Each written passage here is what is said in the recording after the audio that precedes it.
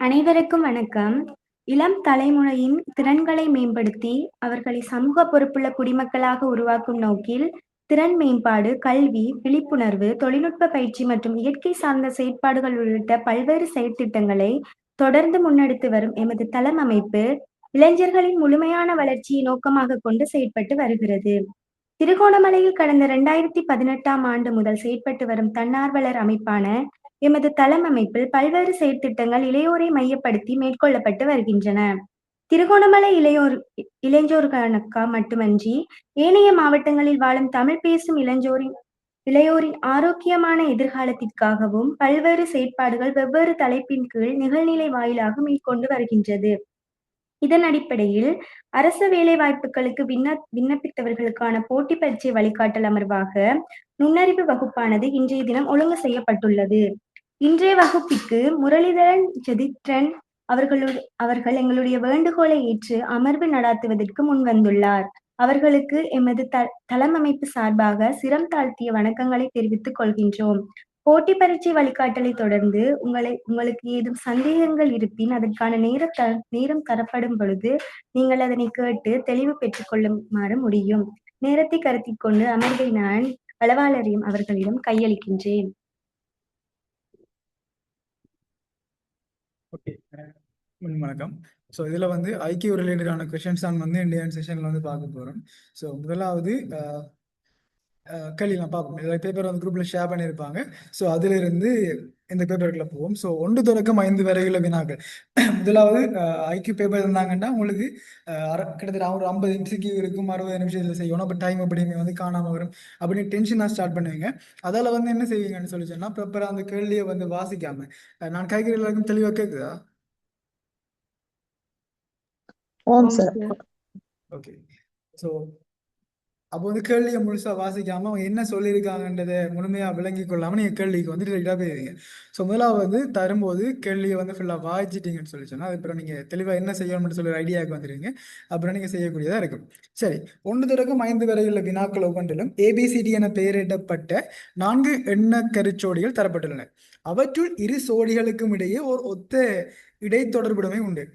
இச்சோடிகள் காட்டும் தெரிவை தேர்ந்தெடுத்து அதனை குறித்து நிற்கும் இலக்கத்தை அவ்வினாவிற்கு எதிரே உள்ள புள்ளிக்கோட்டின் மீது எழுதுக. சரி, அப்ப முதலாவது கேள்வியை பார்ப்போம். ஸோ இதில் வந்து யாருக்கு உங்களுக்கு ஐடியாஸ் இருந்தால் ஷேர் பண்ணுங்க. ஸோ டைம் மற்றன்றதால நான் வந்து மேக்ஸிமம் ஏற்படுத்தி கொண்டு போகிறேன். ஸோ உங்களுக்கு ஐடியாஸ் இருக்குது அல்லது வேறு எதுவும் வியூவில் வேறு எதுவும் பெர்ஸ்பெக்டிவ் இருக்குது அப்படின்னு சொல்லி சொன்னால் கட்டாயம் வந்து அன்மியூட் பண்ணி ஷேர் பண்ணு கதைங்க. ஸோ மேக்ஸிமம் செஷனை வந்து இன்ட்ராக்டிவாக வச்சுக்கொள்ளுங்க. ஸோ அப்போ தான் வந்து நீங்களுமே வந்து நிறைய விஷயங்கள் வந்து லேர்ன் பண்ணிக்கொள்ளலாம். இல்லை நான் பார்க்குற விஷயம் இல்லை எனக்கு தெரிஞ்ச ஒரு விஷயம் மட்டும்தான் நீங்கள் புதுசாக தெரிஞ்சு கொள்ளக்கூடிய மாதிரி இருக்கும். சரிதானே? 1 milligram gram, B mile kilometre, C நாள் ஆண்டு, D மில்லியன் பில்லியன். சரி, இதில் எதுக்கிடையில தொடர்புகள் இருக்குது?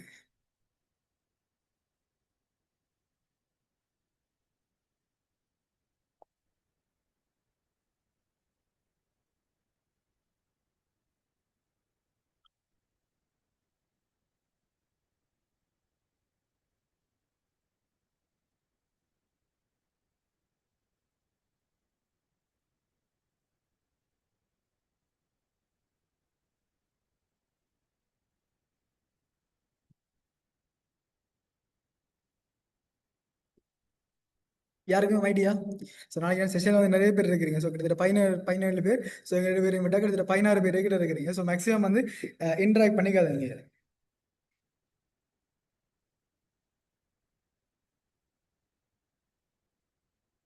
ஸோ இதில் எல்லாமே வந்து கிட்டத்தட்ட மைல் கிலோமீட்டரை விட்டோம்னு சொல்லி சொன்னால் மைல் கிலோமீட்டர் கிட்டத்தட்ட ஒரு 1.6 கிலோமீட்டர் வந்து ஒரு மைல் என்று சொல்லி சொல்லுவோம். சரி, அதை விட்டோம்னு சொல்லி சொன்னால் மிச்சம் எல்லாமே வந்து என்னது இப்போ கிராம் கூட என்ன மில்லி கிராமில் நடக்கலாம், ஆண்டை வந்து நாளில் வந்து சொல்லலாம், பில்லியனை வந்து மில்லியனில் சொல்லலாம், கிலோமீட்டரையும் வந்து மைலில் வந்து சொல்லலாம். ஸோ எல்லாமே வந்து ஒரு தொடர்பு இருக்குது. அப்போ இதில் எது சரியான தொடர்புன்னு பார்க்குறது?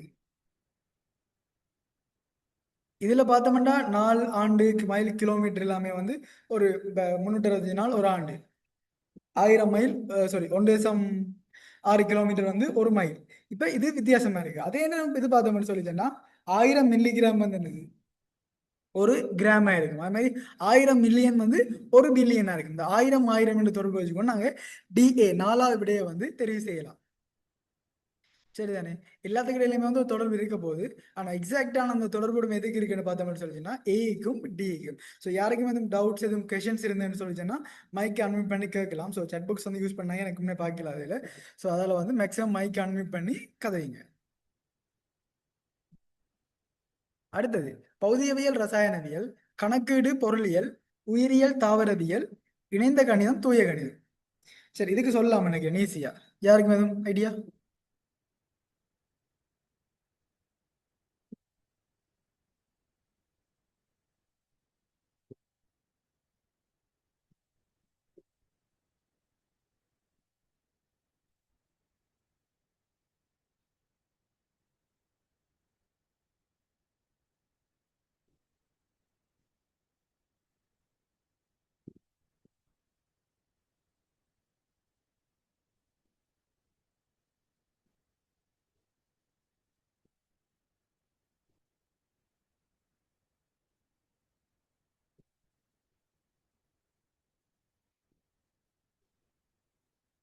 யாரும் ஆன்சர் சொல்லணும்னா மைக் ஒரு கான்மிட் பண்ணி ஆன்சரை சொல்லலாம். சரிதானே?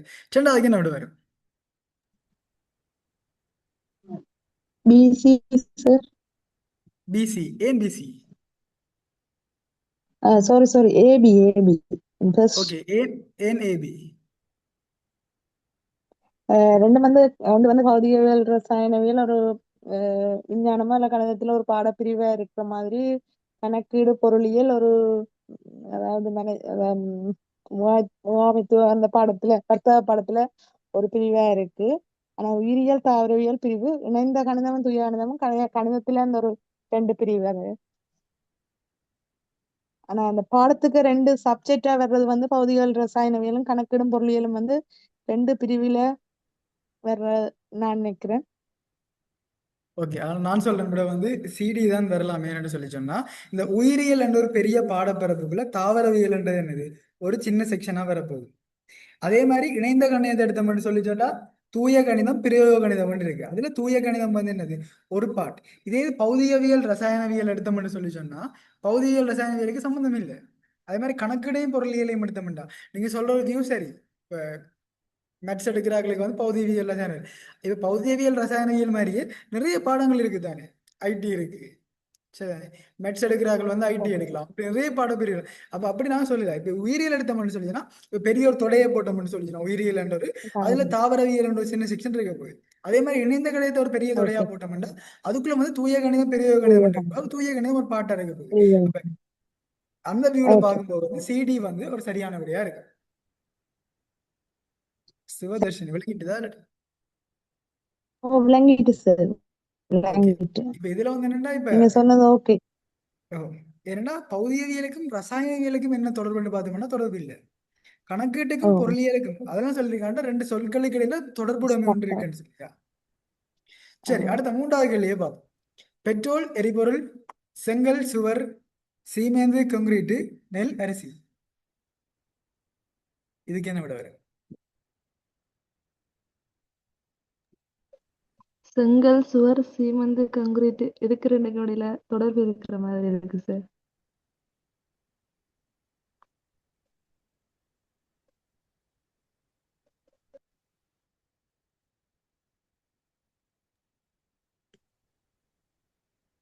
டிஏ. ஒரு ஆள் சொல்லியிருக்கு டிசி என்று சொல்லி, ஒரு ஆள் சொல்லியிருக்கு ஏடி என்று சொல்லி. சரி, நீங்களோட ஆன்சர்ஸ் வந்து ஏன் அப்படி சொல்லி ஜஸ்ட் பண்ணுங்க. செங்கல், சுவர், சீமெந்து, கான்கிரீட் இதுக்கு ரெண்டுக்கும் இடையில அந்த நெருங்கின தொடர்பு இருக்குன்னு நினைக்கிறேன்.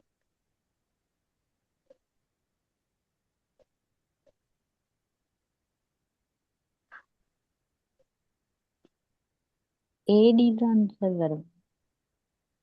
ஏன்னா பெட்ரோல் வந்து எரிபொருள்ல உண்டு, அதே மாதிரி நெல் வந்து அரிசி. இப்போ சீமெந்தை வச்சு கங்க்ரீட் மட்டும்தான் போடலாம் வண்டியில தானே, அதுல இருந்து கல் அறியலாம், வேறையும் செய்யலாம். அதே மாதிரி செங்கல்ல மட்டும் சுவர் இருக்காது தானே. ஆனா வந்து பெட்ரோல்ன்ற வந்து எரிபொருள்ல ஒரு இது தானே. அதே மாதிரி அரிசியில வந்து நெல் தானே, நெல்லில வந்து அரிசி தானே.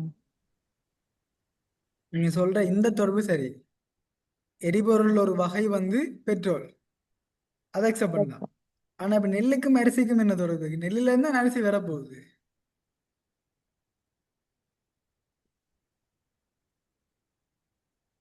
நெல்லுல இருந்து தான் அரிசி வரப்போகுது. பெட்ரோல் எரிபொருள் ஒரு வகை.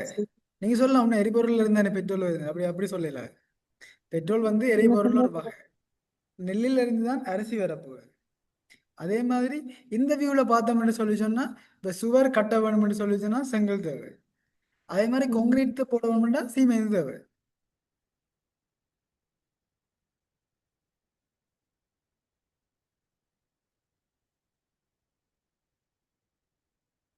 இப்ப இதுல வந்து பெட்ரோல் எரிபொருள் இருக்கு தானே, இதே மாதிரி நெல் தானியங்கள் என்று சொல்லியிருந்தோம்னா ஏடி வந்து ஒரு சரியான விடையா இருந்திருக்கும். ஏன் எரிபொருள் ஒரு வகை வந்து பெட்ரோல், அதே மாதிரி தானியங்கள் ஒரு வகை வந்து நெல்.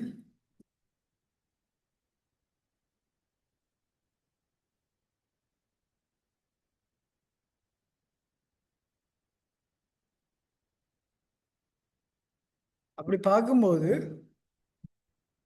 டி சி வந்து ஒரு சரியான விடையா இருக்குன்னு சொல்லிச்சுன்னா, இப்ப சுவர் கட்ட போறோம்னு சொல்லிச்சுன்னா செங்கல் தேவை. இப்ப செங்கல் மட்டும்தான் தேவையான இடம் இல்லை, செங்கலும் தேவை. அதே மாதிரி கான்கிரீட் போட போறோம்னு சொல்லிச்சுன்னா சீமெந்து தேவை.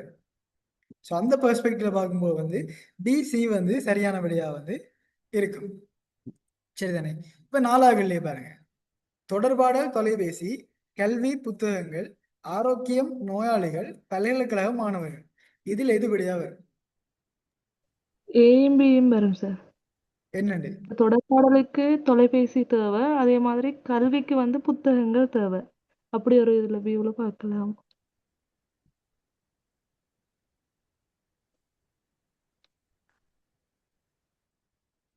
சரி, அந்த விட சரியா வரக்கூடியது. இப்ப தொடர்பாடலுக்கு என்னது? தொலைபேசி தேவை. அதே மாதிரி கல்விக்கு புத்தகங்கள் வந்து தேவை. அப்ப ஏபி வந்து சரியான விடையா இருக்கு. 5வது சொத்துக்கள் பொறுப்புகள், வருமானங்கள் செலவுகள், உற்பத்திகள் நன்மைகள், விலை கேள்வி.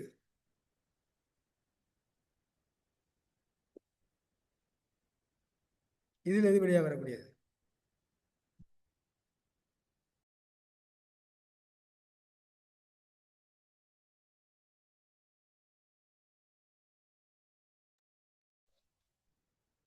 இதுக்கும் ஏபி வரும் போல சார். ஆம்.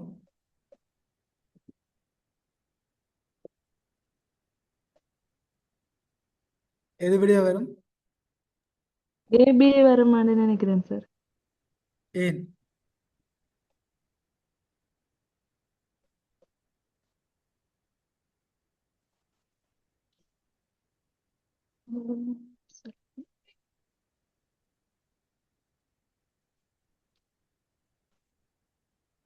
அதுக்கிடையில தான் சார் ஏதோ ஒரு தொடர்பு இருக்கு. வருமானம்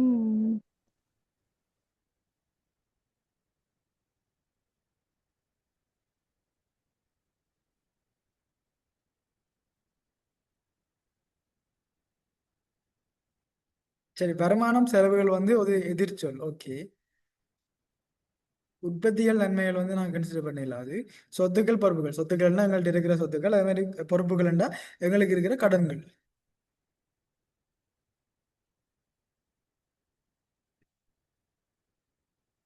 அதே மாதிரி விலைக்கும் கேள்வி என்ன? கேள்வி அதிகரிச்சதுன்னு சொல்லி சொன்னா அந்த பொருளுக்கான விலையும் வந்து அதிகரிக்கும்.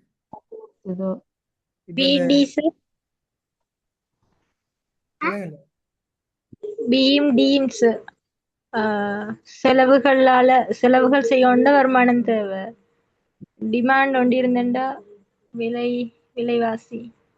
இல்ல வராது.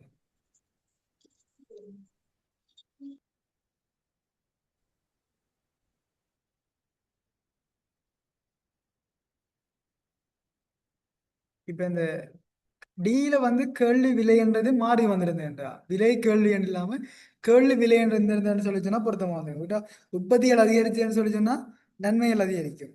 இங்க இங்க வந்து கேள்வி அதிகரிச்சுன்னு சொல்லி சொன்னா விலை அதிகரிக்கும். அதே ஒழுங்குல இருக்கான்னு சொல்லி தான் பார்க்கணும்.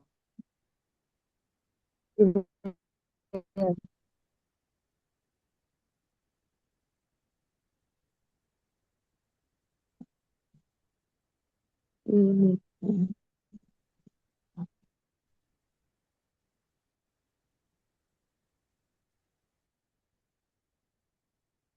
வருமானங்கள் அதிகரிச்சுன்னு சொல்லிச்சுன்னா செலவுகள் அதிகரிக்கும்னு சொல்லிடலாம்.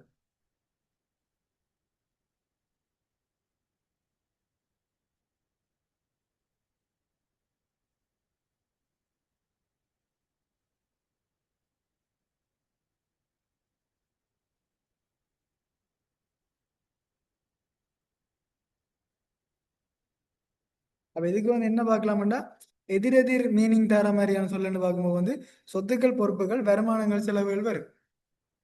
ஏபி வந்து ஒரு சரியான விடையா எடுக்கலாம்.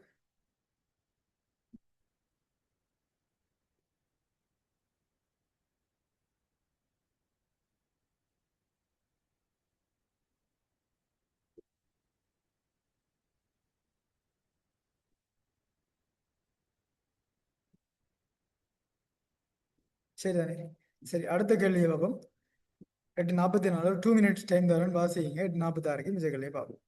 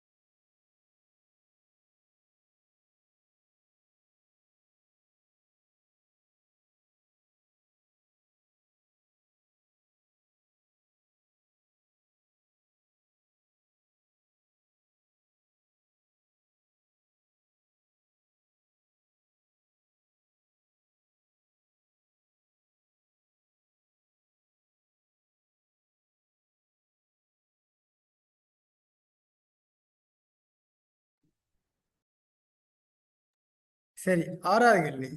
6 தொடக்கம் 10 வரையில வினாக்கள் ஒவ்வொன்றிலும் 4 எண்ண கருச்சோடிகள் வீதம் வேறு வேறாக முன்வைக்கப்பட்டுள்ளன. அவற்றில் 3 எண்ண கருச்சோடிகளை குறித்த காரணத்துக்காக ஒரு விசேட தொகுதியில் அடக்கலாம். அவ்வாறு அடக்க முடியாத எண்ண கருச்சோடியின் தெரிவை தேர்ந்தெடுத்து அதனை குறித்து நிற்கும் இலக்கத்தை வினாவிற்கு எதிரே உள்ள புள்ளிக்கோட்டின் மீது எழுதுக. சரிதானே? இதுல பார்ப்போம். யாழ்ப்பாணம் வட, குருநாகல் வடமேல், கம்பஹா மேல், கண்டி மத்திய. இதுக்கு எது விட வருது? சிம்பிள் நினைக்கிறேன். இதுக்கு 3வது விட வருது சார். ஹம்பஹா மேல்ன்றதுதான் வரும். ஏன்? இப்ப வடமாகாணத்துல தலைநகரம் வந்து யாழ்ப்பாணம், ஓகே, வடமேல் மாகாணத்துக்கு குருநாகல், மத்திய மாகாணத்துக்கு கண்டி, ஆனா மேல் மாகாணத்துக்கு வந்து கொழும்பு சார் தலைநகரம். அப்படி பார்க்கலாம்னு நினைக்கிறேன். குருநாகல் ஆனா வந்து வடமேல் மாகாணத்துக்குலாம் வருதா? ஓம் சார் ஓம். இல்ல சார், வட மத்திய மாகாணம். இல்லை சார், வடமத்திய மாகாணம் வந்து 2 தான் வரும். அனுராதபுரம். ஆஹ், அனுராதபுரமும் குருநாகல் தானே. இல்ல, புலனறுவை. அனுராதபுரம் பொலனறுவை மண்ணு. வடமேல் மாகாணம் குருநாகல். சரி சார், குருநாகல் குருநாகல் அது. வடமேல் மாகாணம் தானோ? சரி, அந்த வகையில் பார்க்கும்போது டிலோ சொன்ன விட வந்து சரி. குருநாகல் தான் வந்து கேபிட்டல் சிட்டி வடமேல் மாகாணத்தின். அதே மாதிரி யாழ்ப்பாணத்தும் வந்து வட மாநிலத்தின் மத்திய தலைநகரம். கண்டி வந்து மத்திய மாநிலத்தின் தலைநகரம். அது இதில் வராது வந்து கம்பா மேல் மாகாணம். மேல் மாகாணத்தில் வந்து கேபிட்டல் சிட்டி வந்து என்னது? கொழும்பு. அப்போ அந்த வேலை வந்து 3வது விடையை வந்து நாங்கள் ஒரு அடக்க முடியாத ஒரு எண்ணக்கரைச்சோடியாக வந்து எடுத்துக்கொள்ளலாம்.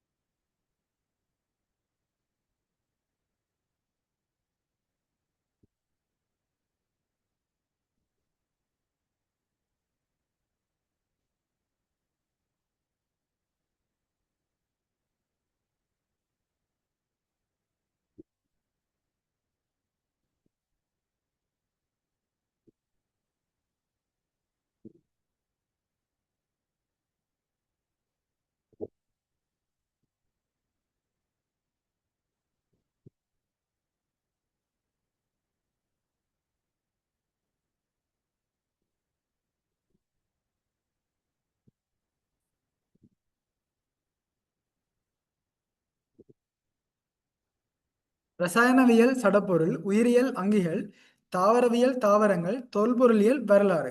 இதில் எது வரும்? நாளவு. முதலாவது சார், ரசாயனவியல் சடப்பொருள். ரசாயனவியல்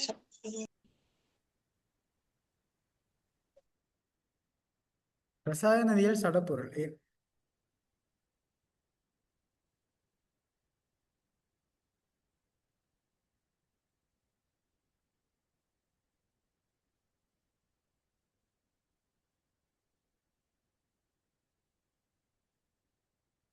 ரசாயனவியல் வந்து அடிப்படை வந்து என்னது? இந்த சடப்பொருட்களை மையமா வச்சு கொண்டுதான் இந்த அணுக்கள் என்று சொல்லி எல்லாம் நாங்கள் கூடுதலா வந்து ரசாயனவியல் தான் ஆராய்ச்சி செய்வோம். அதே மாதிரி உயிரியல் எடுத்தோம்னு சொல்லி சொன்னா அது அங்கிகள் அடிப்படையா வச்சுக்கொண்டு தான் உயிரியல் வந்து இருக்க போகுது. அதே மாதிரி தாவரங்களை அடிப்படையா வச்சுக்கொண்டு தான் தாவரவியல் இருக்க போகுது. இங்க வந்து தொல்பொருளியல் வந்து வரலாற்று அடிப்படையா வச்சு கொண்டு இருக்க போறது இல்லை. தொல்பொருள் எதில் வர போகுது? உதாரணமா சிதைவுகளா இருக்கலாம். சரிதானே? சிதைவுகள், கல்வெட்டுகள். சரிதானே? இப்படியான ஒரு நல்ல பேர் இருக்கு. சாசனங்களா? தொல்பொருட்களை மையமா வச்சு கொண்டுதான் என்னது இந்த தொல்பொருளியல் வந்து வரப்போகுது. சரிதானே? உதாரணமா இங்க ஒரு கல்வெட்டு எடுக்கிறாங்கன்னா அந்த கல்வெட்டை வச்சு கொண்டுதான் என்ன இது நடக்க போகுது. வேற வரலாற்றை நேரடியா வச்சுக்கொண்டு தொல்பொருளியல் வந்து இருக்க போகுது இல்லை. கல்வெட்டு எடுக்கிறாங்கன்னா அதை தொல்பொருளியல் மூலமா ஆராய்ச்சி பண்ணித்தான் நாங்க வரலாறு வரப்போகுதே தவிர வரலாறு வந்து நேரடியா வராது. ஆனால் 4வது விடாமது வரக்கூடிய யாருக்குமே டவுட்ஸ் இருந்தா சொல்லுங்க. சரி, 8வது கேள்வியை பார்ப்போம். தடை மின்னோட்டம், குத்துயரம், சுற்றுப்புற வெப்பநிலை, வட்டி வீதம், கடன், வெப்பநிலை கனவளவு. வெப்பநிலை கனவளவு. கணக்கு.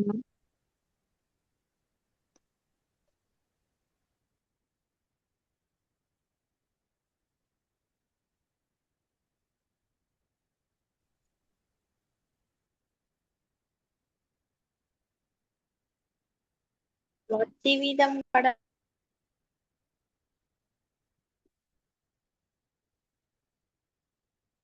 வட்டி வீதம் கடன் என்ன தொடர்பு இருக்கு? தடை மின்னோட்டம், தடை மின்னோட்டம் சொல்லிச்சுன்னா வீசமன் ஐஆர். தடை கூடிச்சுன்னா மின்னோட்டம் குறையும், தடை குறைஞ்சுன்னு சொல்லிச்சுன்னா மின்னோட்டம் கூட போகுது. அதே மாதிரி தான் குத்துயரம். குத்துயரம் கூடும்போது அதனை சுற்றி இருக்கிற வெப்பநிலை வந்து என்ன செய்ய போகுது? குறைய போகுது. குத்துயரம் குறைஞ்சுன்னா வெப்பநிலை கூடும். ஏன்? பூமியிலிருந்து ஒரு குத்துயரம் கூட கூட கூட என்ன செய்ய போகுது? அதை சுற்றி இருக்கிற வெப்பநிலை வந்து குறைய போகுது. அதே மாதிரி வட்டி வீதம் கடன். வட்டி வீதம் கூடிச்சுன்னா கடன் என்ன நடக்கும்?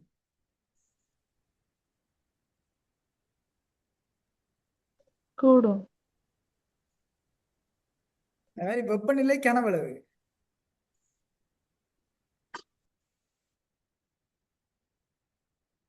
வெப்பநிலை கனவளவு என்ன தொடர்பு?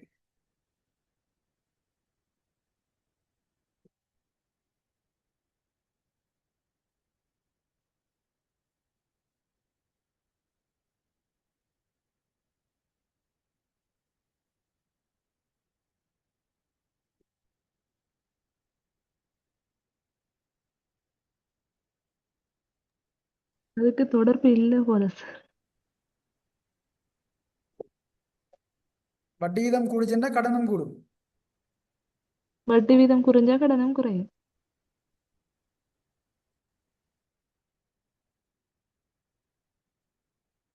ஓகே, அப்படின்னு சொல்லி சொன்னா இதுல எப்படி ஒரு விகில வரலாம்? தடை கூடிச்சுன்னா மின்னோட்டம் குறைய போகுது, தடை குறைஞ்சா மின்னோட்டம் கூட போகுது. அதே மாதிரி குத்தியாரம் கூடிச்சுன்னா வெப்பநிலை குறைய போகுது, குத்தியாரம் குறைஞ்சா வெப்பநிலை கூட போகுது. அப்ப அது ரெண்டுக்குமே தொடர்பு இருந்தா வட்டி வீதம் கடன் நான் அப்படியே வைக்கிறேன். அப்படி வட்டி வீதம் கூடிச்சுன்னா கடனும் கூடும், வட்டி வீதம் குறைஞ்சேன்னா கடனும் குறையும். அப்ப அங்க ரெண்டுக்கும் இருக்கிற தொடர்பு இங்க வரலேண்டக்குள்ள அப்ப இதான் அது விடையா வரக்கூடியது. வெப்பநிலை கனவுங்களுக்கு தொடர்பு தெரியாட்டி அப்படி விடுவோம், பிரச்சனை இல்லை. சரிதானே? அப்ப இதுக்கு வந்து மூன்றாவது விட வரும். அடுத்த கிளாஸ் வரும்போது இந்த வெப்பநிலைக்கும் கனவளவுக்கும் என்ன தொடர்புன்றதை பார்த்து கொண்டு வாங்க. சரிதானே? அடுத்து 9வது கேள்வி. கவர்ச்சி தள்ளுகை, தர்க்கம் சவால், தொகுப்பு பகுப்பு, படுகை தரிப்பு. கவர்ச்சி தர்க்கம் தள்ளுகை. சவால். எதிர்கருத்து ஒத்த கருத்து கவர்ச்சி ஆம் சார். தள்ளுகை இல்ல எல்லாமே தர்க்கம் எதிர்க்கருத்து இருக்கு. ஆனா தர்க்கமும் சவாலும் ஒரே பொருள் மாதிரி இருக்கு.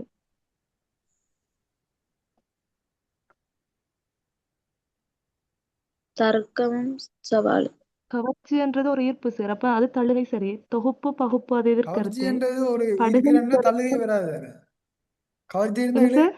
இழுக்கிறது தானே வரும், இழுகை சார் தானே வரும். எதிர்க்கருத்து தானே சார் எல்லாத்துக்கும் வந்திருக்கு. ஓகே, கவர்ச்சின்றது ஈர்க்கிறது. அதுக்கு எதிர்க்கருத்து வந்து தள்ளுகை. தொகுப்பு தொகுக்கிறது, பகுப்புன்றது பகுப்பாய்வு செய்யறது, படுகை தெறிப்பு. அப்ப தர்க்கமும் சவாலும் தான் சார் ஒரே கருத்து மாதிரி இருக்கு. அதே இந்த ரெண்டுமே கவர்ச்சி தள்ளுகை ஆங்கிலத்தில். எதிர் எதிராயிலும் இருக்கு. கவர்ச்சி தள்ளுகை தர்க்கம் சவால் ஒன்று மாதிரி இருக்கு. படுகை தெரிப்பு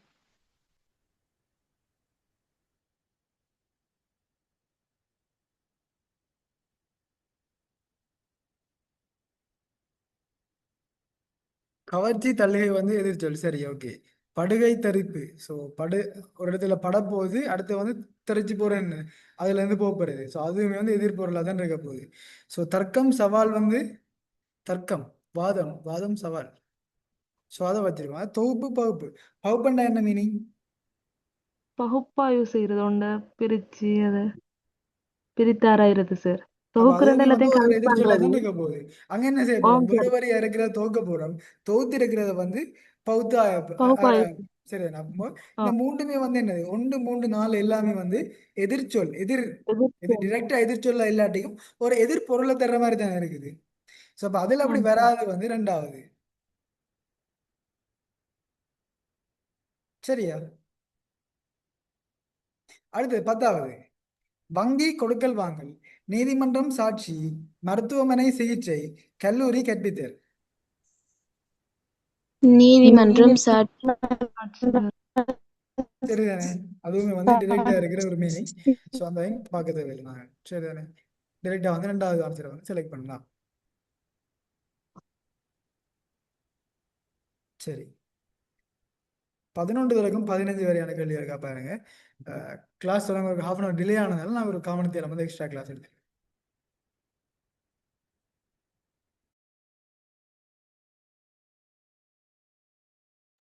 ஒரு 2 மினிட்ஸ் தரேன். சரியா அந்த 2 கேள்வி அந்த ஃபுல்லாக வாசிங்க. 9 மணிக்கு அந்த கேள்வியை பார்ப்போம்.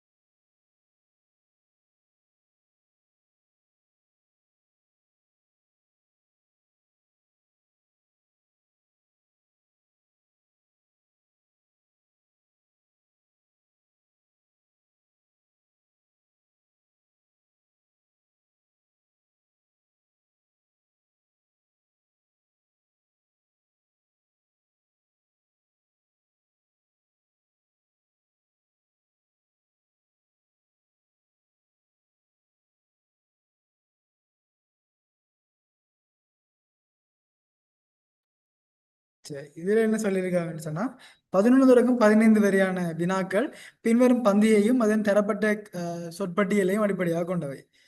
கடல்மார் கடல்சார் மாசடைதலை தடுப்பதற்கான வலயம்.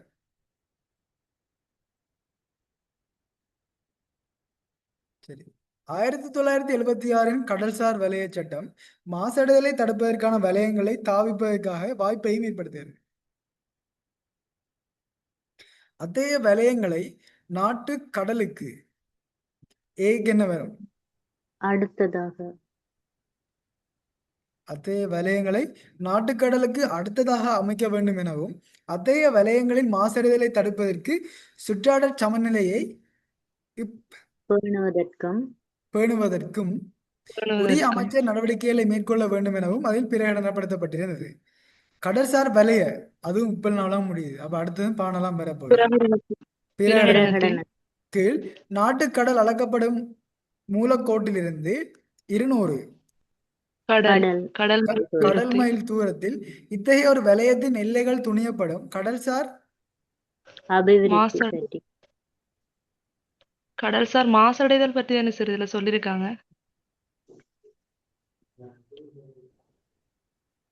கடல்சார் மாசடைதல் பற்றிய விசேட கட்டளைகளை 1981 இலங்கை அரசியலமைப்பில் சட்டமாக்கப்படும். சரி, கடல் மாசடைதல் தொடர்பாக தந்ததால வந்து நாங்க மாசடைதல் என்று சொல்லி போடலாம். சார் அதுல சொல்லுங்க.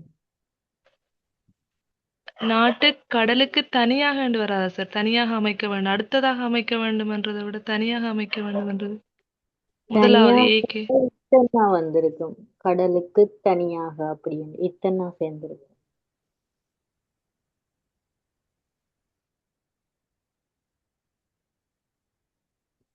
நாட்டு கடலுக்கு தனியாக என்று சொல்லி சொன்னா இத்தனை வந்து முடிஞ்சிருக்கும் அது. Okay sir.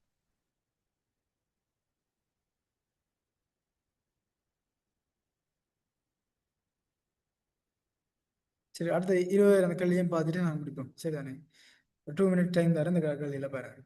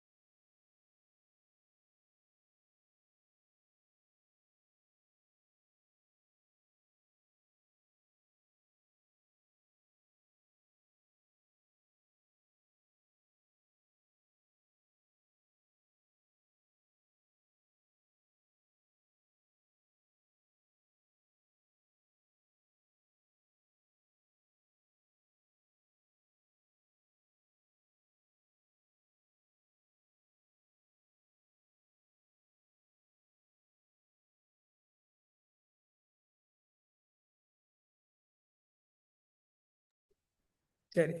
16 தொடக்கம் 20 வரையுள்ள வினாக்கள் பின்வரும் தகவல்களை அடிப்படையாக கொண்டவை. இப்ப மாதம் ஏயிலிருந்து எச் வரைக்கும் வந்து என்னது, ஒவ்வொரு இதை தந்திருக்காங்க. ஒவ்வொரு மாசம் A B C D E F G H.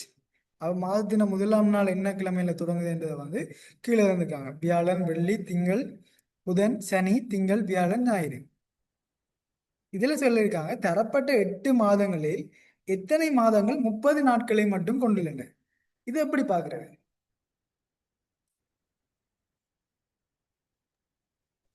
இது சார் இப்ப முதலாம் தேதி வந்து வியாழன்னு சொன்னா இதுல கடைசி வந்து இப்ப அடுத்த மாதத்துல முதல் நாள் வந்து வெள்ளிக்கிழமைன்னு சொன்னா அதுக்கிடையில இந்த முதலாம் இப்ப ஏ மாதம் வந்து எத்தனை எத்தனையில முடியுதுன்னு பார்க்கணும் சார்.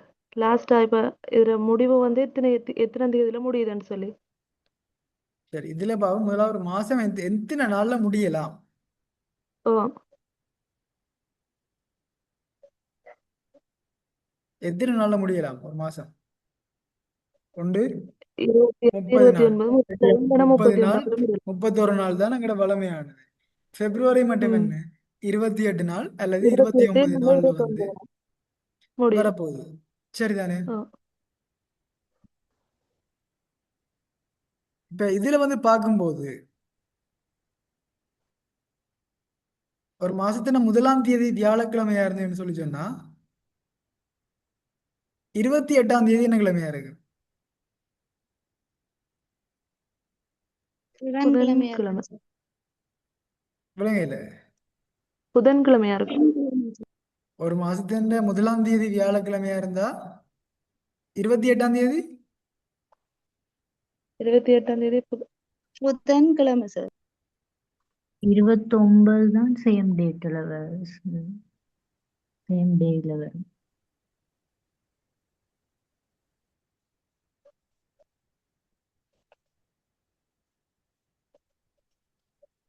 ஓகே, சரிதானே? ரைட்டு. 28ஆம் தேதி வந்து புதன்கிழமையா இருக்க போகுது, 29ஆம் தேதி வந்து வியாழக்கிழமையா இருக்க போகுது. சரிதானே?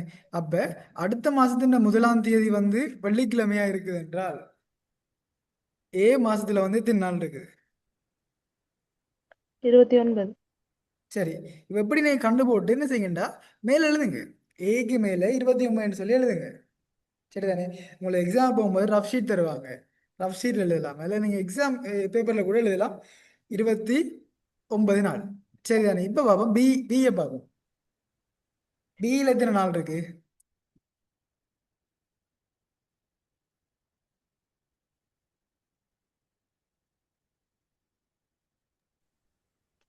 31 வருது சார்.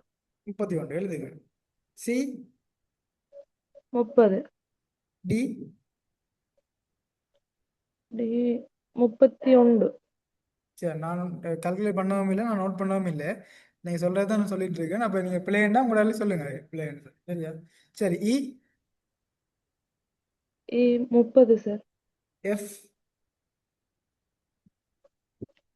31 G 31 H 30. ஓகே. அப்போ கேட்டிருக்காங்க தரப்பட்ட 8 மாதங்களில் எத்தனை மாதங்கள் 30 நாட்களை மட்டும் கொண்டுள்ளன? 3 மாதம்.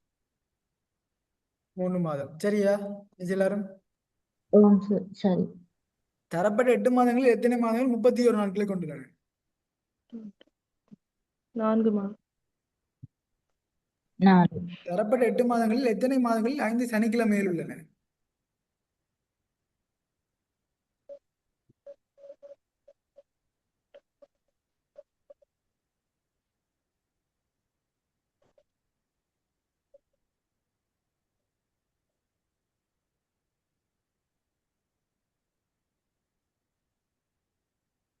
3 மாதங்கள்ல சார்.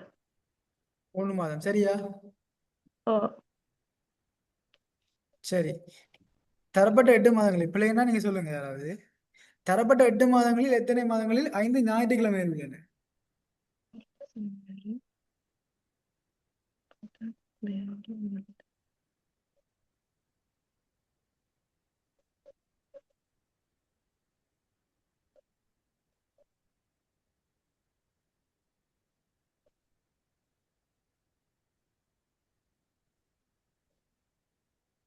அதை கால்குலேட் பண்ணுங்க எத்தனை மாதத்துல வந்து 5 ஞாயிற்றுக்கிழமைகள் இருக்குன்னு சொல்லி. சரிதானே? அது 3 மாதத்துல சார் வரும். ஏன்னா பெயரிடப்பட்டுள்ள மாதம் இது. பிப்ரவரி ஏன் பிப்ரவரி? 29ல 29 நாள் இருக்கு. சரிதானே? ஓகே. 29 பிப்ரவரி இது மட்டும்தான் 28 அல்ல 29 நாட்கள் வந்து இருக்கலாம். ஸோ அப்போ இது ஏ வந்து 29 நாள் என்றதை வந்து பிப்ரவரி என்று நாங்கள் எடுத்துக்கொள்ளலாம். சரிதானே? அங்கால 21 வரைக்கும் 25 அங்கால கேள்வி எல்லாமே வந்து பார்த்து கொண்டு வாங்க. ஸோ அடுத்ததான் நடைபெற வகுப்புல வந்து நாங்கள் இது தொடர்பாக வந்து டிஸ்கஸ் பண்ணோம். இன்றைக்கு பார்த்த விஷயங்கள்ல வந்து யாருக்கும் எதுவும் டவுட்ஸ் இருக்குதா?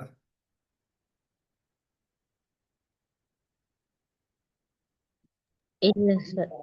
ஓகே. ஸோ இல்லைன்னு சொல்லிச்சுன்னா இந்த செஷன் வந்து நாங்கள் நிறைவுபடுத்திடலாம். Thank you sir. தேங்க்யூ அண்ணா. இன்றைய அமர்வில் கலந்து கொண்ட அனைவருக்கும் தளம் அமைப்பின் சார்பில் எமது மனமார்ந்த நன்றிகளை தெரிவித்துக் கொள்கின்றேன். எங்களது அழைப்பை ஏற்று இந்த அமர்வை சிறப்பாக நடத்த முன்வந்த முரளிதரன் ஜசீந்திரன் அவர்களுக்கு தளம் அமைப்பின் சார்பில் எமது இதயபூர்வமான நன்றிகளை தெரிவித்துக் கொள்கின்றோம். இந்த அமர்வு உங்களுக்கு பயனுள்ளதாக அமைந்திருக்கும் என்று நம்புகிறேன். அரச வேலைவாய்ப்புகளுக்கு விண்ணப்பித்தவர்களுக்கான போட்டி பரீட்சைக்கான தயார்படுத்தல் அமர்வுகள் மேரு எனும் செயற்திட்டத்தின் முன்னெடுக்கப்பட்டு வருது. ஒவ்வொரு போட்டி பரீட்சைக்கும் விண்ணப்பிப்போருக்கு தனித்தனியாக வாட்ஸ்அப் குழுமம் மூலம் உருவாக்கப்பட்டு அந்த குழுமத்தில் இணைக்கப்பட்டு வராங்க. இந்த வகையில் முரளிதரன் யசீந்திரன் அவர்களால் முன்னெடுக்கப்பட்ட 59வது அமர்வை அடுத்த இடம்பெறவுள்ள அமர்வுகள் தொடர்பான தகவல்கள் வழமை போல வாட்ஸ்அப் குழுமம் மூலம் உங்களிடம் பகிர்ந்து கொள்ளப்படும். 2 நாட்களுக்கு ஒரு தடவை என்ற ஷெட்யூலில் வந்து ப்ரொபஷன் கிளாஸஸ் தளம் அமைப்பால மேற்கொள்ளப்பட்டு வருது. ஆகவே உங்களுக்கான வாய்ப்புகளை வந்து நாங்களே உங்களுக்கு வாய்ப்புகளை ஏற்படுத்தி தாரோம். வாய்ப்புகளை வீணாக்காம தவற விடாம இணைந்து கொண்டு உங்களுடைய எதிர்காலத்துக்கு உங்களை நீங்களே தயார்படுத்திக் கொள்ளுங்க. எல்லாத்துக்கும் மேல இன்றைய அமர்வை மிகச் சிறப்பான முறையில் நடத்தி தந்த யசீந்திரன் அவர்களுக்கு மீண்டும் ஒரு முறை எமது இதயம் கனிந்த நன்றிகளை தளம் அமைப்பின் சார்பில் தெரிவித்துக் கொண்டு இன்றைய அமர்வை நிறைவு செய்கின்றோம். நன்றி.